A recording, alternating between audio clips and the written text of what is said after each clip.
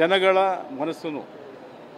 So ಜನಗಳ ಮನಸ್ಸೇನಿದೆ, ಒಂದು ದೊಡ್ಡ ಸಿನಿಮಾ ಬರಬೇಕು, ಅದು ನೋಡಬೇಕು ಅಂತ ಆಸೆ ಪಡ್ತಾರೆ. ತಪ್ಪಲ್ಲ ಅದು. ಸೊ ಆ ಥರ ಚಿತ್ರಗಳು ಬರ್ತಾ ಇರೋದು ಕಮ್ಮಿ ಇವತ್ತು. ಸೊ ಅದು ಜಾಸ್ತಿ ಆಗಬೇಕು. ವ್ಯಾಪಾರ ವ್ಯವಹಾರದಲ್ಲಿ ಖಂಡಿತವೂ ಚಿತ್ರರಂಗ ಮುಂಚೆ ಕನ್ನಡ ಚಿತ್ರರಂಗ ಯಾವ ರೀತಿ ತೊಡಗಿಸ್ಕೊಂಡಿತ್ತೋ ಅದೇ ಥರ ವ್ಯಾಪಾರ ವ್ಯವಹಾರಗಳಲ್ಲಿ ದೊಡ್ಡ ಮಟ್ಟಕ್ಕೆ ವ್ಯಾಪಾರ ವ್ಯವಹಾರ ಆಗಬೇಕು ಅನ್ನೋದೇ ನಮ್ಮ ಆಸೆ. ಅದು ನನ್ನ ಈಗ ಎಲ್ಲೋ 10 ವರ್ಷಕ್ಕೆ ಮುಂಚೆ 5 ವರ್ಷಕ್ಕೆ ಮುಂಚೆ ವ್ಯಾಪಾರ ವ್ಯವಹಾರ ಮಾಡಿರ್ತಾರೆ, ಚಿತ್ರ ಮಾಡಿರ್ತಾರೆ, ಅವರಿಗೆ ಅನುಭವ ಇರೋದಿಲ್ಲ. ನಾನು ಈಗ ತಾನೇ ಈ ವರ್ಷದಲ್ಲೇ 2 ಚಿತ್ರ ಮಾಡಿದ್ದೀನಿ.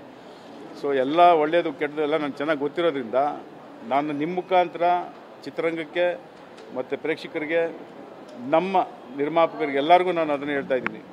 ದಯವಿಟ್ಟು ತುಂಬ ಕಷ್ಟಪಟ್ಟು ದುಡ್ಡನ್ನು ತಂದು ಸುರಿತಾ ಇದ್ದೀರಾ. ಒಂದು ಸರಿಗೆ 10 ಸರಿ ಯೋಚನೆ ಮಾಡಿ ನಿರ್ಮಾಣ ಮಾಡಬೇಕು. ಪ್ಲ್ಯಾನಿಂಗ್ ಇಲ್ಲದೆ ಮಾಡೋಕ್ಕೆ ಹೋಗಬೇಡಿ. ಇವೆಲ್ಲ ಯೋಚನೆ ಮಾಡಿ ಒಳ್ಳೊಳ್ಳೆ ಚಿತ್ರಗಳನ್ನ ನಿರ್ಮಾಣ ಮಾಡೋದಕ್ಕೆ ನಾವೆಲ್ಲರೂ ಮುಂದಾಗೋಣ ಅನ್ನೋದಕ್ಕೆ ಇವತ್ತು ಈ ಪೂಜೆ ಮುಖಾಂತರ ಎಲ್ಲರಿಗೂ ಒಳ್ಳೆಯದಾಗಲಿ, ಬಂದು ಪ್ರಾರ್ಥನೆ ಮಾಡ್ಕೊಳ್ಳಿ, ಪೂಜೆ ಮಾಡ್ಕೊಳ್ಳಿ, ಆಶೀರ್ವಾದ ಪಡ್ಕೊಂಡು ಹೋಗಿ ಅಂತ ನಾವು ಈ ಪೂಜೆನ ಮಾಡಿದ್ದೀವಿ. ನನ್ನ ಕೊನೆ ಪ್ರಶ್ನೆ ಏನಂದ್ರೆ, ನೀವು ಹೇಳಿದ್ರಿ ಲಾಸ್ಟ್ ಪ್ರೆಸ್ ಮೀಟಲ್ಲಿ ಕ್ಲಾರಿಟಿ ಕೊಟ್ಟಿದ್ರಿ, ಇದು ಚಿತ್ರೋದ್ಯಮಕ್ಕೆ ಒಳ್ಳೇದಾಗಲಿ ಅಂತ ಮಾಡ್ತೀವಿ ಪೂಜೆ ಅಂತ. ಬಟ್ ಸಾಕಷ್ಟು ಜನ ಪ್ರೊಡ್ಯೂಸರ್ ಅಂದರೆ ಕೆಲವರು ಸೋಷಿಯಲ್ ಮೀಡಿಯಾದಲ್ಲಿ ಬರ್ಕೊಂಡಿದ್ದುಂಟು, ಬೇಕಾಗಿರೋದು ಸಿನಿಮಾ ಹೊರತು ಈ ಹೋಮ ಹವನ ಅಲ್ಲ.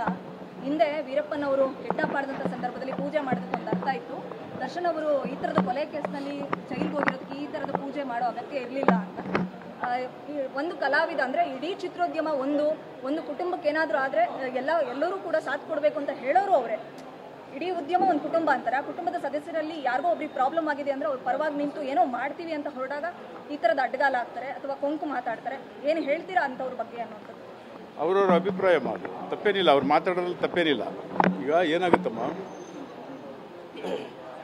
ನಾನು ಅದು ಮೊನ್ನೆ ಹೇಳಿದೆ, ನಾನು ದರ್ಶನ್ ಅವ್ರ ಮೇಲೆ ಪ್ರೀತಿ ವಿಶ್ವಾಸ ಇಲ್ಲ ಅಂತಿಲ್ಲ. ನಾನು ಒಬ್ಬ ನಮ್ಮ ಕನ್ನಡ ಚಿತ್ರರಂಗದ ಒಬ್ಬ ನಟನಾಗಿ, ಒಬ್ಬ ಚೆನ್ನಾಗಿ ಪರಿಚಯ ಇರೋವಂಥ ಒಬ್ಬ ವ್ಯಕ್ತಿಯಾಗಿ ನನಗೆಲ್ಲ, ಹಾಗಾಗಿ ನಾನು ಮೊನ್ನೆ ಹೇಳ್ದಾಗೆ ಹಾಗಂತ ನಾನು ಈ ಜಾಗನ ಬಳಸ್ಕೊಂಡು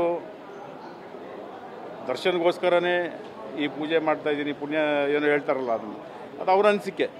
ನನ್ನ ಅನಿಸಿಕೆ ನಾನು ಇಷ್ಟೊತ್ತಿನ ತಮ್ಮಲ್ಲಿ ಹಂಚ್ಕೊಂಡಿದ್ದೀನಿ. ಅವ್ರವ್ರ ಭಾವನೆ ಏನೇನಿದೆ ಅಂತ ನಾವು ಯಾಕೆ ಅದ್ರ ಬಗ್ಗೆ 100 ಜನ 100 ಮಾತಾಡ್ತಾರೆ. ಅದ್ರಿಗೆಲ್ಲ ನಾನು ಮಾತಾಡೋಕ್ಕೂ ಹೋಗೋದಿಲ್ಲ. ಏನಾಗುತ್ತೆ, ಚಿತ್ರರಂಗದಲ್ಲಿ ಕಾರ್ಮಿಕರಿಗೆ ದುಡ್ಡು ಕೊಡ್ಬೋದಾಗಿತ್ತು, ಈ ಥರ ಪೂಜೆ ಮಾಡೋಬೋದು. ನಾವು ದುಡ್ಡು ಕೊಡೋದಕ್ಕೆ ಮಾಡ್ತಾ ಇರೋದು. ಇದು ಮಾತಾಡೋರು ಯಾರು ಒಬ್ಬೊಂದು ದಿನ ಬಂದು ಆ ಕಾರ್ಮಿಕರ ಬಗ್ಗೆ ಯೋಚನೆ ಮಾಡಿಲ್ಲ. ಮಾತಾಡಿದವರು, ಹೇಳಿಕೆ ಕೊಟ್ಟವರು ಸುಮಾರು ಜನ ಯಾರು ಬಂದು ಒಂದಿನ ಬಂದು ಅವ್ರನ್ನ ಯಾರು ಆಯ್ತಪ್ಪ, ಕೋವಿಡ್ ಟೈಮಲ್ಲಿ ಯಾರು ಬಂದು ನಿಂತ್ಕೊಂಡು ಮಾಡಿದ್ರು? ಇಲ್ಲಿ ಯಾರು ಮಾಡಿದ್ರು? ಅಂಬರೀಷ್ ಅವರು ಇಲ್ಲ ಅಂತ ನಾವೇನು, ಅಂಬರೀಷ್ ಅವರು ಪಾಲಿಸ್ಕೊಂಬಂದಿದ್ದು ನಾವು ಪಾಲಿಸ್ಕೊಬರ್ಬೇಕು. ಅಂಬರೀಷ್ ಅವರ ಈ ಸಂದರ್ಭದಲ್ಲಿ ಏನು ಮಾಡ್ತಾಯಿದ್ರು, ಅದರಲ್ಲಿ ಅಟ್ಲೀಸ್ಟ್ ನಾವು ಒಂದು ಪ್ರಯತ್ನ ಪಟ್ಟು ಏನು ಮಾಡಬೇಕು ಅಂತೇಳಿ ಮೇಡಮ್ ಅವ್ರನ್ನ ನಾವು ಮುಂದೆ ಕರೆಸಿ ಅವರು ಒಂದು ಸ್ಥಾನಮಾನ ಪಡೆದಿದ್ರೋದ್ರಿಂದ ಸುಮಾರು ಜನ ರಾಜ್ಯದ ಮಂತ್ರಿಗಳಲ್ಲಿ ಎಲ್ಲರ ಹತ್ರ ರಿಕ್ವೆಸ್ಟ್ ಮಾಡಿ ಮೆಡಿಕಲ್ ಕಿಟ್ ಆಗ್ಬೋದು, ಫುಡ್ ಕಿಟ್ ಆಗ್ಬೋದು, ವ್ಯಾಕ್ಸಿನೇಷನ್ ಆಗ್ಬೋದು, ಸುಮಾರು ಇಲ್ಲಿ ನಿಂತ್ಕೊಂಡು ಎಷ್ಟು ಮಾಡಿದ್ರು ನಿಮಗೆ ಗೊತ್ತಿದೆ. ಸೊ ಯಾವತ್ತೂ ನಾವೇನು ಬಿಟ್ಟಿಲ್ಲ. ಅದನ್ನು ಮಾತಾಡೋರು ಮಾತಾಡ್ತಾರೆ ಅನ್ನೋದಕ್ಕೆಲ್ಲರಿಗೂ ಉತ್ತರ ಕೊಡೋಕ್ಕೆ ನಾನು ರೆಡಿ ಇಲ್ಲಮ್ಮ.